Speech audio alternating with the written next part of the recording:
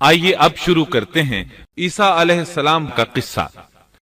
عیسیٰ علیہ السلام کو مسیح کہا جاتا ہے۔ اس کا مطلب ہے کثرت سے زمین کی سیاحت کرنے والا، یا اس کا معنی ہاتھ پھیرنے والا ہے، کیونکہ آپ ہاتھ پھیر کر اللہ کے حکم سے مریضوں کو شفا یاب فرماتے تھے۔ آپ کی پیدائش اللہ تعالیٰ کا ایک بہت عظیم معجزہ ہے۔ اللہ تعالیٰ سورہ مریم آیات 16 تا 23 میں فرماتے ہیں، اس کتاب میں مریم کا بھی واقعہ بیان کیجئے جبکہ وہ اپنے گھر کے افراد سے الگ ہو کر ایک شرقی مکان میں آئیں اور ان لوگوں کی طرف سے پردہ کر لیا۔ پھر ہم نے اپنی روح کو ان کے پاس بھیجا، پس وہ ان کے سامنے پورا آدمی بن کر ظاہر ہوا۔ یہ کہنے لگیں، میں تجھ سے رحمان کی پناہ مانگتی ہوں اگر تو کچھ بھی اللہ سے ڈرنے والا ہے۔ اس نے جواب دیا کہ میں تو اللہ کا بھیجا ہوا قاصد ہوں، تجھے ایک پاکیزہ لڑکا دینے آیا ہوں۔ کہنے لگیں، بھلا میرے ہاں بچہ کیسے ہو سکتا ہے؟ مجھے تو کسی انسان کا ہاتھ تک نہیں لگا اور نہ میں بدکار ہوں۔ اس نے کہا، بات تو یہی ہے، لیکن تیرے پروردگار کا ارشاد ہے کہ وہ مجھ پر بہت ہی آسان ہے، ہم تو اسے لوگوں کے لیے ایک نشانی بنا دیں گے اور اپنی خاص رحمت۔ یہ تو ایک طے شدہ بات ہے۔ پس وہ حمل سے ہو گئیں اور اسی وجہ سے وہ یکسو ہو کر ایک دور کی جگہ چلی گئیں۔ پھر درد ذہ اسے ایک کھجور کے تنے کے نیچے لے آیا اور بے ساختہ زبان سے نکل گیا کہ کاش میں اس سے پہلے ہی مر گئی ہوتی اور لوگوں کی یاد سے بھی بھولی بسری ہو جاتی۔ سیدہ مریم بہت عبادت گزار تھی۔ انہوں نے اپنے اور لوگوں کے درمیان آڑ بنا لی تھی۔ انہیں کھانا بھی پردے کے پیچھے سے پکڑایا جاتا۔ اللہ تعالیٰ کی طرف سے بھی انہیں خاص رزق مل رہا تھا۔ اس حالت میں جبریل علیہ السلام ان کے پاس آئے۔ انہوں نے ان کے گریبان میں اللہ کے حکم سے پھونک ماری، اس سے انہیں حمل ٹھہر گیا۔ ولادت کا وقت آیا تو آپ لوگوں سے بہت دور یعنی بیت اللحم چلی گئیں۔ وہیں انہیں درد ذہ شروع ہوا۔ تب کہنے لگی، کاش میں اس سے پہلے مر جاتی۔ اللہ تعالیٰ کی طرف سے ارشاد ہوا، سورہ مریم آیات 24 تا 28 میں ہے، اتنے میں اسے نیچے سے ہی آواز دی کہ آزردہ خاطر نہ ہو، تیرے رب نے تیرے پاؤں تلے ایک چشمہ جاری کر دیا ہے، اور اس کھجور کے تنے کو اپنی طرف ہلا، یہ تیرے سامنے تر و تازہ پکی کھجوریں گرا دے گا۔ اب چین سے کھا پی اور آنکھیں ٹھنڈی رکھ۔ اگر تجھے کوئی انسان نظر پڑ جائے تو کہہ دینا کہ میں نے اللہ رحمان کے نام کا روزہ مان رکھا ہے، میں آج کسی شخص سے بات نہ کروں گی۔ اب عیسیٰ کو لیے ہوئے وہ اپنی قوم کے پاس آئیں۔ سب کہنے لگے، مریم تو نے بڑی بری حرکت کی، اے ہارون کی بہن، نہ تو تیرا باپ برا آدمی تھا اور نہ تیری ماں بدکار تھی۔ یہاں ہارون سے مراد موسیٰ علیہ السلام کے بھائی ہارون علیہ السلام مراد نہیں، بلکہ مریم علیہ السلام کے ایک بھائی کا نام ہارون تھا۔ قوم کی باتیں سن کر مریم علیہ السلام خاموش رہی اور بچے کی طرف اشارہ کر دیا کہ اس سے بات کر لو۔ وہ کہنے لگے، بھلا گود کا بچہ کیسے بات کر سکتا ہے؟ سورہ مریم آیت 29 میں ہے۔ مریم نے اپنے بچے کی طرف اشارہ کیا۔ سب کہنے لگے، لو بھلا ہم گود کے بچے سے کیسے بات کریں؟ اس وقت عظیم معجزہ رونما ہوا۔ سورہ مریم آیت 30 تا 33 میں ہے، بچہ بول اٹھا، میں اللہ تعالیٰ کا بندہ ہوں، اس نے مجھے کتاب عطا فرمائی اور مجھے اپنا پیغمبر بنایا ہے، اور اس نے مجھے بابرکت کیا ہے جہاں بھی میں ہوں، اور اس نے مجھے نماز اور زکوٰۃ کا حکم دیا ہے جب تک بھی میں زندہ رہوں، اور اس نے مجھے اپنی والدہ کا خدمت گزار بنایا ہے اور مجھے سرکش اور بدبخت نہیں کیا، اور مجھ پر میری پیدائش کے دن اور میری موت کے دن اور جس دن کہ میں دوبارہ زندہ کھڑا کیا جاؤں گا سلام ہی سلام ہے۔ یہ ہے صحیح واقعہ عیسیٰ ابن مریم کا۔ یہی وہ حق بات ہے جس میں لوگ شک و شبہ میں مبتلا ہیں۔ اللہ کے لیے اولاد کا ہونا لائق نہیں، وہ تو بالکل پاک ذات ہے۔ وہ تو جب کسی کام کے سر انجام دینے کا ارادہ کرتا ہے تو اسے کہہ دیتا ہے کہ ہو جا، وہ اسی وقت ہو جاتا ہے۔ میرا اور تم سب کا پروردگار صرف اللہ ہی ہے، تم سب اسی کی عبادت کرو، یہی سیدھی راہ ہے۔ اس طرح عیسیٰ علیہ السلام کی ولادت بغیر باپ کے ہوئی۔ اس معجزے کے بعد کئی فرقے گمراہ ہوئے اور کہا کہ مریم اللہ تعالی کی بیوی ہے۔ اس بات کی تردید کرتے ہوئے اللہ تعالی سورۃ الجن آیت 3 میں فرماتے ہیں، اور یہ کہ ہمارے پروردگار کی شان بہت بلند ہے، وہ نہ بیوی رکھتا ہے نہ اولاد، اور یہ کہ ہم میں سے کوئی بے وقوف اللہ کے بارے میں جھوٹ گھڑتا ہے۔ اللہ تعالی سورۃ المائدہ آیات 72 تا 75 میں فرماتے ہیں، بے شک وہ لوگ کافر ہو گئے جن کا قول ہے کہ مسیح ابن مریم ہی اللہ ہے، حالانکہ خود مسیح نے ان سے کہا تھا کہ اے بنی اسرائیل، اللہ ہی کی عبادت کرو جو میرا اور تمہارا سب کا رب ہے۔ یقین مانو کہ جو شخص اللہ کے ساتھ شریک ٹھہراتا ہے، اللہ تعالیٰ نے اس پر جنت حرام کر دی ہے، اس کا ٹھکانہ جہنم ہی ہے، اور گناہ گاروں کی مدد کرنے والا کوئی نہ ہوگا۔ وہ لوگ بھی یقیناً کافر ہو گئے جنہوں نے کہا اللہ 3 میں سے تیسرا ہے۔ دراصل اللہ تعالیٰ کے سوا کوئی معبود نہیں۔ اگر یہ لوگ اپنے اس قول سے باز نہ رہے تو ان میں سے جو کفر پر رہیں گے انہیں المناک عذاب ضرور پہنچیں گے۔ یہ لوگ اللہ تعالیٰ کی طرف کیوں نہیں جھکتے اور استغفار کیوں نہیں کرتے؟ اللہ تعالیٰ تو بہت ہی بخشنے والا اور بڑا ہی مہربان ہے۔ مسیح ابن مریم سوائے پیغمبر ہونے کے اور کچھ بھی نہیں۔ ان سے پہلے بھی بہت سے پیغمبر گزر چکے ہیں۔ ان کی والدہ ایک راست باز عورت تھیں، دونوں ماں بیٹا کھانا بھی کھایا کرتے تھے۔ آپ دیکھیے کہ کس طرح ہم ان کے سامنے دلیلیں رکھتے ہیں، پھر غور کیجئے کہ کس طرح وہ پھرے جاتے ہیں۔ اللہ تعالیٰ نے ان آیات میں عیسائیوں کے عقیدے کا رد کیا ہے، کیونکہ وہ مریم اور عیسیٰ علیہ السلام کو بھی اللہ کا حصہ مانتے ہیں۔ سورہ اخلاص میں بھی ان کے عقیدے کا ان الفاظ میں رد کیا گیا ہے۔ آپ کہہ دیجئے وہ اللہ ایک ہے، اللہ بے نیاز ہے، نہ اس سے کوئی پیدا ہوا اور نہ وہ کسی سے پیدا ہوا، اور نہ کوئی اس کا ہمسر ہے۔ لوگوں نے جب مریم علیہ السلام پر تہمت لگائی، انہیں بدکار کہا، تب اللہ نے فرمایا، سورۃ النساء آیت 156 میں ہے، اور ان کے کفر کے باعث اور مریم پر بہت بڑا بہتان باندھنے کے باعث ہم نے ان پر لعنت کی۔ اسی طرح سورہ آل عمران آیت 59 میں اللہ تعالیٰ فرماتے ہیں، اللہ کے نزدیک عیسیٰ کی مثال ہو بہو آدم کی مثال ہے، جسے مٹی سے پیدا کر کے کہہ دیا کہ ہو جا، پس وہ ہو گیا۔ عیسائیوں کا مریم اور عیسیٰ علیہ السلام کے بارے میں یہ بہت بڑا جھوٹ ہے کہ عیسیٰ علیہ السلام اللہ کے بیٹے اور مریم اللہ کی بیوی ہیں۔ اللہ تعالیٰ سورہ مریم آیت 88 تا 95 میں فرماتے ہیں، ان کا قول تو یہ ہے کہ اللہ رحمان نے بھی اولاد اختیار کی ہے، یقیناً تم بہت بری اور بھاری چیز لائے ہو۔ قریب ہے کہ اس بہتان کی وجہ سے آسمان پھٹ جائیں اور زمین شق ہو جائے اور پہاڑ ریزہ ریزہ ہو جائیں کہ وہ رحمان کی اولاد ثابت کرنے بیٹھیں۔ شان رحمان کے لائق نہیں کہ وہ اولاد رکھے۔ آسمانوں اور زمین میں جو بھی ہیں سب کے سب اللہ کے غلام بن کر ہی آنے والے ہیں۔ ان سب کو اس نے گھیر رکھا ہے اور سب کو پوری طرح گن بھی رکھا ہے۔ یہ سارے کے سارے قیامت کے دن اکیلے اس کے پاس حاضر ہونے والے ہیں۔ اللہ تعالیٰ سورۃ الانعام آیت 101 میں فرماتے ہیں، وہ آسمانوں اور زمین کا موجد ہے، اللہ تعالیٰ کے ہاں اولاد کہاں ہو سکتی ہے، حالانکہ اس کی کوئی بیوی تو ہے ہی نہیں، اور اللہ تعالیٰ نے ہر چیز کو پیدا کیا ہے اور وہ ہر چیز کو خوب جانتا ہے۔ اسی طرح اللہ تعالیٰ سورۃ الزخرف آیت 81 میں فرماتے ہیں، آپ کہہ دیجئے کہ اگر بالفرض رحمان کی اولاد ہوتی تو میں سب سے پہلے عبادت کرنے والا ہوتا۔ مطلب یہ کہ تم بغیر کسی دلیل کے ایسی بات کہے جا رہے ہو۔ عیسیٰ علیہ السلام پرورش پاتے رہے، آپ کی پرورش بیت اللحم میں ہوئی، آپ نے بچپن ہی میں کافی علم حاصل کر لیا، کیونکہ آپ کو اور آپ کی والدہ کو اللہ تعالیٰ نے جہان والوں کے لیے اپنی قدرت کی نشانی ٹھہرایا ہے۔ اللہ تعالیٰ سورۃ المؤمنون آیت 50 میں فرماتے ہیں، اور ہم نے ابن مریم اور ان کی والدہ کو ایک نشانی بنایا اور ان دونوں کو بلند اور صاف قرار والی اور جاری پانی والی جگہ میں پناہ دی۔ علماء کہتے ہیں کہ مریم علیہ السلام بیت اللحم سے بیت المقدس کی طرف منتقل ہو گئیں۔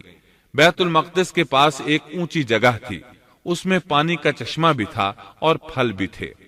عیسیٰ علیہ السلام بڑے ہو گئے، ان میں علم و حکمت اور اصلاح کی علامات واضح ہو رہی تھیں، لیکن ابھی تک آپ کو نبوت نہیں ملی تھی، یہاں تک کہ آپ کی عمر 30 سال ہو گئی۔ تب اللہ تعالیٰ نے آپ کو انجیل عطا فرمائی۔ اس کے بعد آپ نے اللہ کے رسول کی حیثیت سے دین کی دعوت شروع کی۔ اللہ تعالیٰ سورۃ المائدہ آیت 46 میں فرماتے ہیں، اور ہم نے ان کے پیچھے عیسیٰ ابن مریم کو بھیجا جو اپنے سے پہلے کی کتاب تورات کی تصدیق کرنے والے تھے، اور ہم نے انہیں انجیل عطا فرمائی جس میں نور اور ہدایت تھی، اور وہ اپنے سے پہلے کی کتاب تورات کی تصدیق کرتی تھی، اور پرہیزگار لوگوں کے لیے سراسر ہدایت اور نصیحت تھی۔ اکثر مفسرین کا اس پر اتفاق ہے کہ عیسیٰ علیہ السلام کو 30 سال کی عمر میں انجیل عطا کی گئی، ساتھ ہی اللہ تعالیٰ نے انہیں عظیم معجزات عطا فرمائے۔ سورہ آل عمران آیت 48 اور 49 میں اللہ تعالیٰ فرماتے ہیں، اور اللہ اسے لکھنا اور حکمت اور تورات اور انجیل سکھلائے گا، اور وہ بنی اسرائیل کی طرف رسول ہوگا کہ میں تمہارے پاس تمہارے رب کی نشانی لایا ہوں۔ میں تمہارے لیے پرندے کی شکل کی طرح مٹی کا پرندہ بناتا ہوں، پھر اس میں پھونک مارتا ہوں تو وہ اللہ تعالیٰ کے حکم سے پرندہ بن جاتا ہے، اور اللہ کے حکم سے میں مادرزاد اندھے کو اور کوڑھی کو اچھا کر دیتا ہوں، اور مردے کو جلا دیتا ہوں، اور جو کچھ تم کھاؤ اور جو اپنے گھروں میں ذخیرہ کرو میں وہ تمہیں بتا دیتا ہوں۔ اس میں تمہارے لیے بہت بڑی نشانی ہے اگر تم ایماندار ہو۔ اس طرح عیسیٰ علیہ السلام بنی اسرائیل کی طرف مبعوث ہوئے۔ تمام نبی کسی خاص قوم کی طرف مبعوث ہوئے ہیں، جبکہ نبی اکرم صلی اللہ علیہ وسلم تمام انسانوں اور جنوں کے لیے رسول بنا کر بھیجے گئے۔ یہ آپ کی خصوصیات میں سے ایک امتیازی خصوصیت ہے۔ اللہ تعالیٰ نے عیسیٰ ابن مریم علیہ السلام کو عظیم معجزات عطا فرمائے۔ پیدائشی اندھا بینا ہو جاتا، کوڑھی کا کوڑھ دور ہو جاتا، برس والے کے جسم پر ہاتھ پھیر دیتے تو اس کا برس ختم ہو جاتا، مٹی کے پرندے بنا کر پھونک مارتے تو وہ اڑنے لگتے۔ لیکن سب سے بڑا معجزہ اللہ تعالیٰ نے آپ کو یہ عطا فرمایا کہ آپ نے اللہ کے حکم سے مردوں کو زندہ کیا۔ سورہ آل عمران آیت 50 اور 51 میں ہے، اور میں تورات کی تصدیق کرنے والا ہوں جو مجھ سے پہلے ہے، اور میں اس لیے آیا ہوں کہ تم پر بعض وہ چیزیں حلال کر دوں جو تم پر حرام کر دی گئی ہیں، اور میں تمہارے پاس تمہارے رب کی نشانیاں لایا ہوں، اس لیے تم اللہ سے ڈرو اور میری فرمانبرداری کرو، یقین مانو کہ میرا اور تمہارا رب اللہ ہی ہے، تم سب اسی کی عبادت کرو، یہی سیدھی راہ ہے۔ لوگوں نے تمام نشانیاں دیکھی لیکن پھر بھی کفر پر ڈٹے رہے، عیسیٰ علیہ السلام کی تکذیب کرتے رہے۔ اللہ تعالیٰ سورہ آل عمران آیت 52 میں فرماتے ہیں، مگر جب عیسیٰ نے ان کا کفر محسوس کر لیا تو کہنے لگے اللہ کی راہ میں میری مدد کرنے والا کون ہے؟ حواریوں نے جواب دیا کہ ہم اللہ کی راہ کے مددگار ہیں، ہم اللہ پر ایمان لائے اور آپ گواہ رہیے کہ ہم تابعدار ہیں۔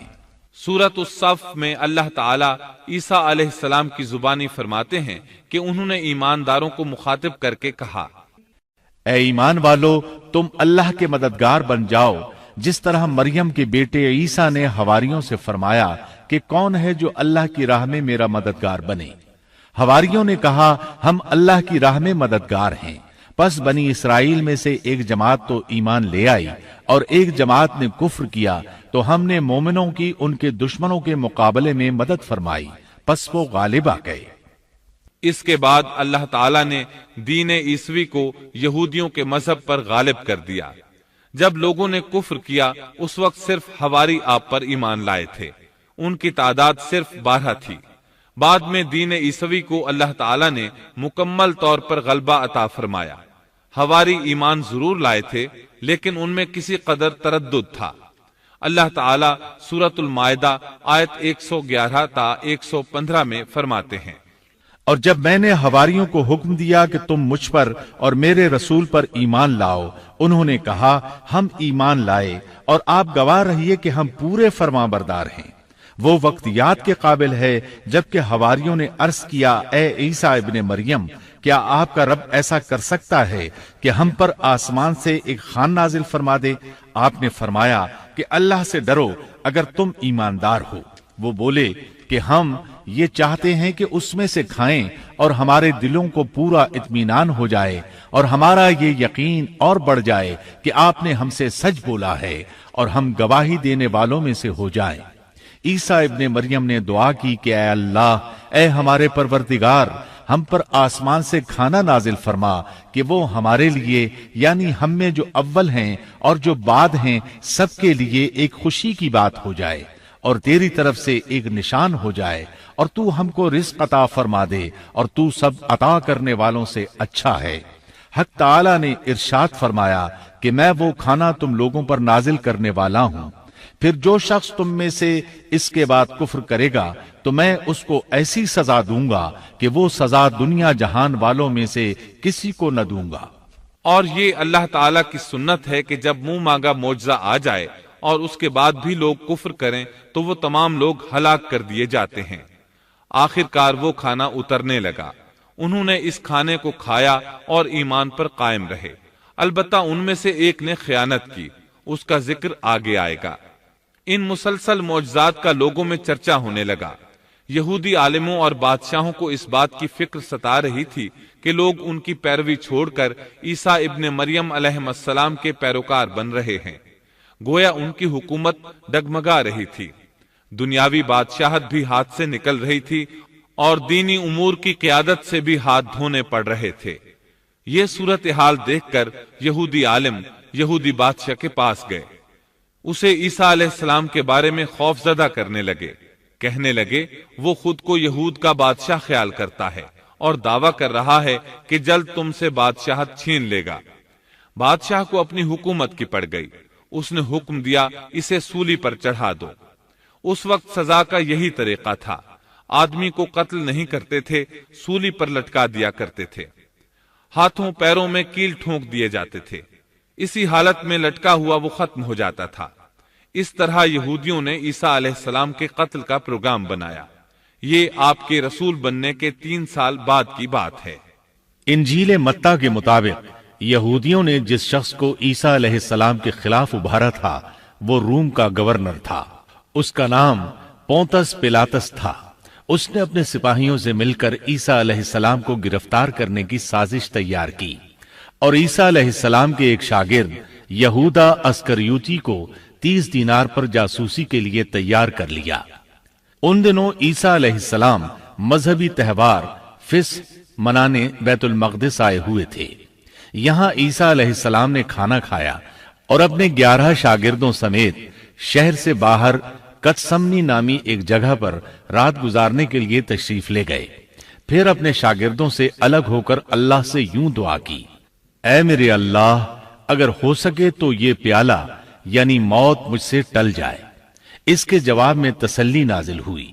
علماء کا اس بات پر اتفاق ہے کہ جب یہودی عیسیٰ علیہ السلام کے شاگرد یہودا اسکریوتی کی یہ رہنمائی پر وہاں پہنچے جہاں عیسیٰ علیہ السلام اور ان کے شاگرد تھے، تو ان لوگوں نے عیسیٰ علیہ السلام اور ان کے حواریوں کا محاصرہ کر لیا۔ عین اسی وقت اللہ تعالی نے عیسیٰ علیہ السلام کو آسمان پر اٹھا لیا اور مخبری کرنے والے عیسیٰ علیہ السلام کے شاگرد یہودا پر عیسیٰ علیہ السلام کی مشابہت ڈال دی گئی۔ چنانچہ حکومت کے اہلکاروں، یہودیوں، حتیٰ کہ خود حواریوں نے بھی اسی کو عیسیٰ سمجھ لیا اور اسی کو لے جا کر پھانسی پر چڑھا دیا، جیسا کہ سورۃ النساء میں اللہ تعالیٰ فرماتے ہیں، اور اس وجہ سے بھی ہم نے ان پر لعنت کی کہ انہوں نے کہا کہ ہم نے مسیح ابن مریم جو کہ اللہ کا رسول ہے اسے قتل کیا ہے، حالانکہ نہ انہوں نے اسے قتل کیا اور نہ سولی دیا، لیکن ان کو شبہ پڑ گیا، اور جو لوگ اس میں اختلاف کر رہے ہیں وہ خود شک میں ہیں، انہیں حقیقت حال کا کچھ علم نہیں، محض ظن کے پیچھے لگے ہوئے ہیں۔ اور یہ یقینی بات ہے کہ انہوں نے عیسیٰ ابن مریم کو قتل نہیں کیا تھا، بلکہ اللہ نے اسے اپنی طرف اٹھا لیا تھا، اور اللہ بہت زور آور اور حکمت والا ہے۔ عیسائی اور یہودی اس بات پر متفق تھے کہ عیسیٰ علیہ السلام کو سولی چڑھا دیا گیا ہے، لیکن ان میں تھوڑا سا اختلاف تھا۔ یہودی کہتے تھے کہ وہ قتل ہو گئے ہیں، جبکہ عیسائی کہتے تھے کہ وہ 3 دن تک مردہ رہنے کے بعد زندہ ہوئے اور آسمان پر چلے گئے۔ اللہ تعالیٰ نے ان دونوں گروہوں کی تردید کرتے ہوئے فرمایا کہ یہ شک میں مبتلا ہیں، در حقیقت یہ لوگ عیسیٰ علیہ السلام کو گرفتار نہ کر سکے تھے۔ بہرحال عیسیٰ علیہ السلام کے آسمان پر اٹھائے جانے کے بعد یہود غالب آ گئے اور دین عیسوی کی اشاعت پر پابندی لگا دی۔ البتہ خفیہ طور پر لوگ اس دین سے آگاہی حاصل کرتے رہے اور یہ سلسلہ 240 سال تک یوں ہی چلتا رہا، یہاں تک کہ ایک بادشاہ نے عیسائی مذہب قبول کر لیا۔ وہ ملک روم کا بڑا بادشاہ تھا۔ اس وقت دین عیسوی خوب پھیلا، لیکن اس بادشاہ نے دین میں شرک والے کچھ طریقے شامل کر دیے۔ ایک روایت کے مطابق وہ 240 سال تک توحید پر قائم رہے۔ یہ بادشاہ قسطنطنیہ پہنچا، وہاں عیسوی مذہب کو اپنے اقوال کے ساتھ زندہ کرنا چاہا۔ اس بادشاہ نے علماء، درویشوں اور پادریوں کو منتخب کیا۔ اس وقت ظاہری اور واضح کفر کے دروازے کھل گئے۔ پھر عیسائیوں کے 3 فرقے بن گئے۔ ایک کہنے لگا ہمارے درمیان اللہ نے اپنی مرضی کے مطابق کچھ عرصہ قیام کیا، پھر آسمان پر چلا گیا۔ ان لوگوں کو یعقوبیہ کہتے ہیں۔ دوسرے گروہ نے کہا ہمارے درمیان اللہ کے بیٹے نے جب تک چاہا قیام کیا اور پھر اللہ نے اسے اپنی طرف اٹھا لیا۔ انہیں نستوریہ کہتے ہیں اور ان کی کثرت ہوئی۔ اکثر نصارہ کا یہی عقیدہ تھا۔ اور تیسرا فرقہ کہنے لگا ہمارے درمیان اللہ کی منشا کے مطابق کچھ عرصے تک اللہ کا بندہ اور اس کا رسول رہا، پھر اسے اللہ نے اپنی طرف اٹھا لیا، اور یہی لوگ در حقیقت مسلمان تھے۔ انہیں موحدہ کہتے ہیں۔ ان کی انجیل میں شرک اب تک نہیں پایا جاتا۔ ان کی انجیل کا نام انجیل برناباس ہے۔ نصارہ کا یہ فرقہ سب سے قلیل تعداد میں ہے۔ ابن عباس رضی اللہ عنہما کہتے ہیں ان دونوں فرقوں نے تیسرے فرقے پر دھاوا بول کر ان میں اکثر کو قتل کر دیا۔ پھر اسلام اسی طرح تنہا، غریب اور کمزور رہا، یہاں تک کہ رسول اللہ صلی اللہ علیہ وسلم کی بعثت ہوئی۔ اللہ تعالی سورۃ الصف آیت 14 میں فرماتے ہیں تو ہم نے مومنوں کی ان کے دشمنوں کے مقابلے پر مدد کی، پس وہ غالب آ گئے۔ سورۃ النساء آیت 157 میں اللہ تعالی کا فرمان ہے اور ان کے یوں کہنے کے باعث کہ ہم نے اللہ کے رسول عیسیٰ ابن مریم کو قتل کر دیا، حالانکہ نہ تو انہوں نے اسے قتل کیا نہ سولی پر چڑھایا، بلکہ ان کے لیے وہی صورت بنا دی گئی تھی۔ یقین جانو کہ عیسیٰ کے بارے میں اختلاف کرنے والے ان کے بارے میں شک میں ہیں، انہیں حقیقت حال کا کوئی علم نہیں ہے، وہ محض ظن کے پیچھے لگے ہوئے ہیں۔ اتنا یقینی ہے کہ انہوں نے اسے قتل نہیں کیا۔ اللہ تعالی نے عیسیٰ علیہ السلام کو قیامت کی ایک نشانی قرار دیا۔ سورۃ الزخرف آیت 61 میں ہے اور یقیناً عیسیٰ قیامت کی علامت ہے، پس تم قیامت کے بارے میں شک نہ کرو اور میری فرما برداری کرو، یہی سیدھی راہ ہے۔ قیامت کے قریب عیسیٰ علیہ السلام آسمان سے نازل ہوں گے اور ان کا نزول اس بات کی علامت ہوگا کہ اب قیامت قریب ہے۔ عیسیٰ علیہ السلام اور نبی کریم صلی اللہ علیہ وسلم کے درمیان اور کوئی نبی نہیں ہے۔ اس لحاظ سے نبی کریم صلی اللہ علیہ وسلم لوگوں سے زیادہ عیسیٰ علیہ السلام کے قریب ہیں، جیسا کہ مسند احمد کی ایک حدیث میں ہے۔ نبی اکرم صلی اللہ علیہ وسلم نے فرمایا انبیاء کرام سب ایک باپ کے بیٹے بھائی کی طرح ہیں، مائیں جدا جدا اور دین ایک ہے، اور تمام لوگوں سے زیادہ عیسیٰ کے نزدیک میں ہوں، کیونکہ میرے اور ان کے درمیان کوئی نبی نہیں ہے۔ نبی کریم صلی اللہ علیہ وسلم اور عیسیٰ علیہ السلام کی درمیانی مدت قریباً 560 سال ہے۔ آپ فرماتے ہیں وہ بہت جلد نازل ہوں گے، جب تم انہیں دیکھو گے تو پہچان لوگے۔ وہ درمیانے قد کے ہیں، ان کا چہرہ سفید اور سرخی مائل ہے، ان کے سر کے بال سیدھے ہیں، ان کے بالوں سے پانی کے قطرے گرتے محسوس ہوں گے، حالانکہ ان کا سر بالکل خشک ہوگا۔ وہ مسجد دمشق کے سفید منارے پر اتریں گے، صلیب کو توڑ دیں گے، خنزیر کو قتل کر دیں گے، جزیے کو ختم کر دیں گے، عیسائیت سمیت تمام باطل دینوں کو ختم کر دیں گے، نصرانیت کی تمام علامات مثلا صلیب اور خنزیر کا خاتمہ کر دیں گے۔ ان کے زمانے میں تمام مذہب ختم ہو جائیں گے، صرف اسلام باقی رہ جائے گا۔ دجال کو بھی اللہ عیسیٰ علیہ السلام کے ہاتھوں قتل کرا دیں گے۔ पूरी जमीन पर सिर्फ इस्लाम होगा। सारी जमीन अमन का गहवारा बन जाएगी, यहां तक कि बकरी और शेर मिलकर जिंदगी बसर करेंगे। बच्चे सांपों से खेलेंगे, कोई किसी को तकलीफ नहीं पहुंचाएगा। ईसा अलैहिस्सलाम जमीन पर 40 साल क़याम करेंगे, फिर आपकी वफात हो जाएगी। मुसलमान आपकी नमाज जनाजा अदा करके आपको दफन करेंगे।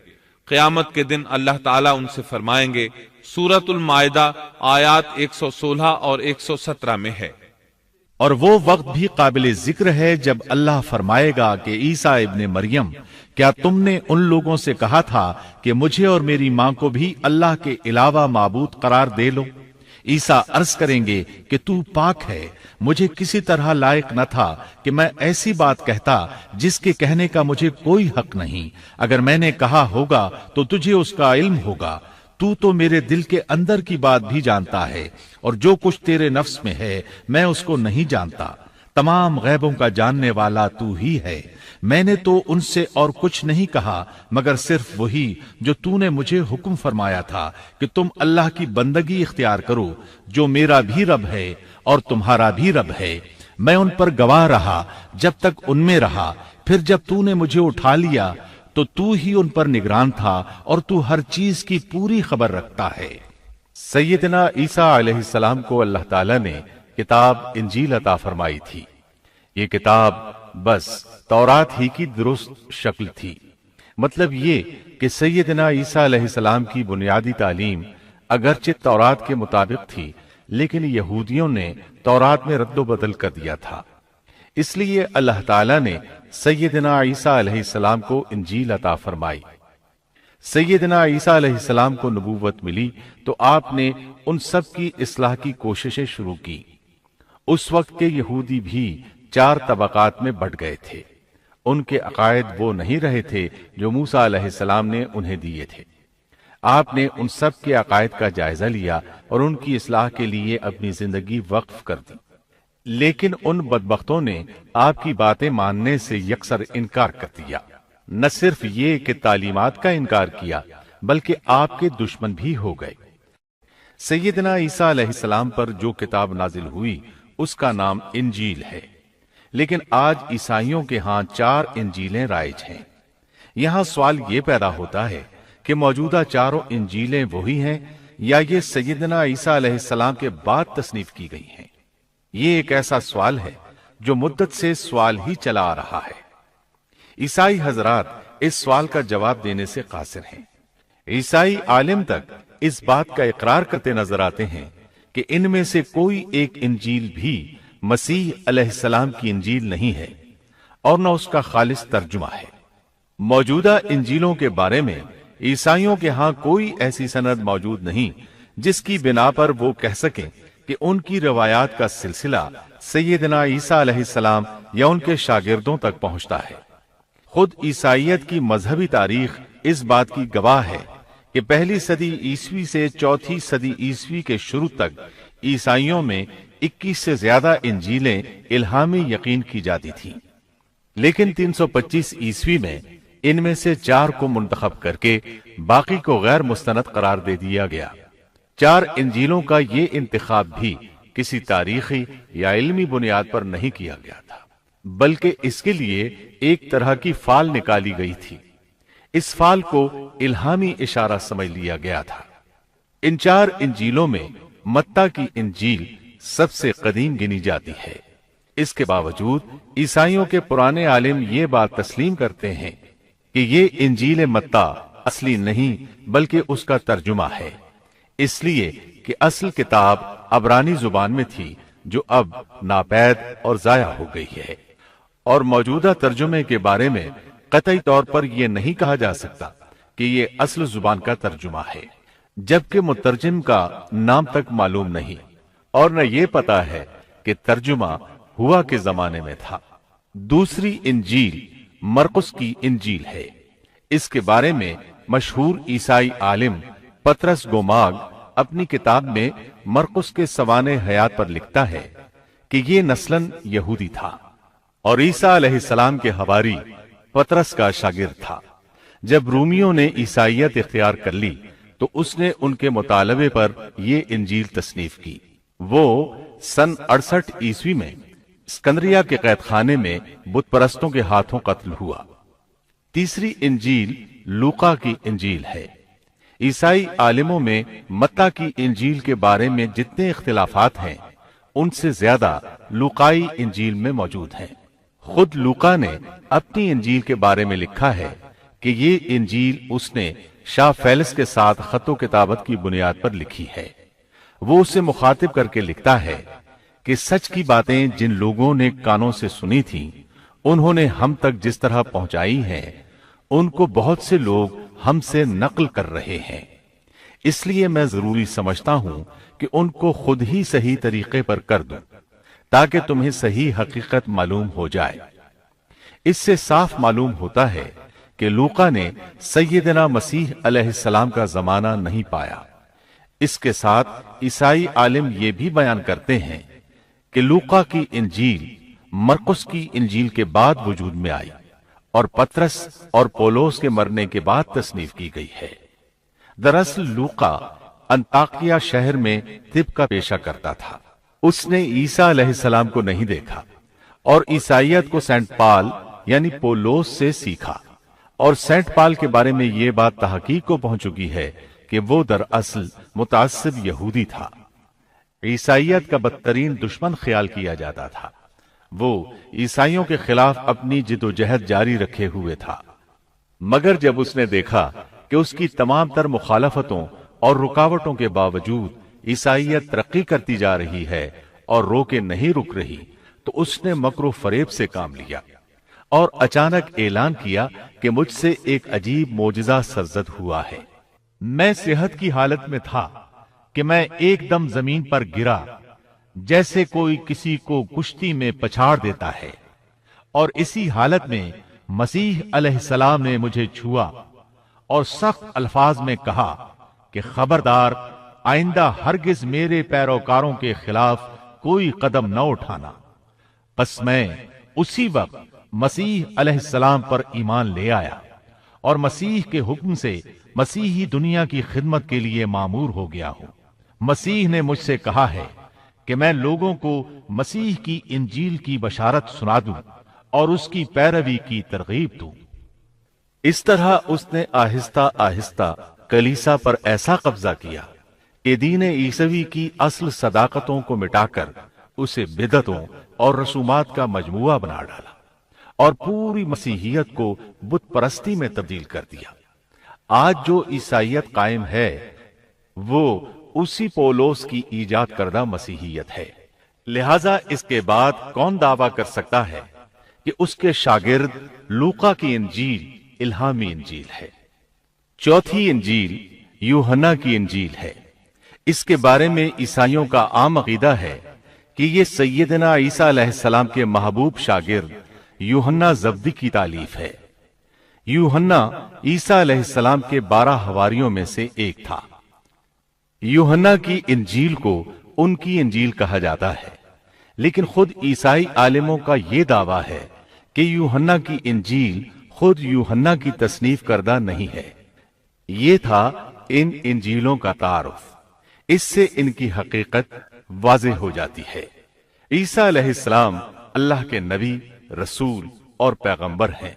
उनके बाद सिवाय नबी करीम सल्लल्लाहु अलैहि वसल्लम के कोई नबी नहीं आया। नबी करीम सल्लल्लाहु अलैहि वसल्लम अफजलुन नबीयीन हैं, अफजलुल मुरसलीन और खातमुन नबीयीन हैं। आप पर और तमाम अंबियाए किराम पर अल्लाह ताला की रहमतें नाजिल हों, आमीन। और इसके साथ ही ईसा अलैहिस्सलाम का किस्सा अपने इख्तिताम को पहुंचा। इसके बाद आप सुनेंगे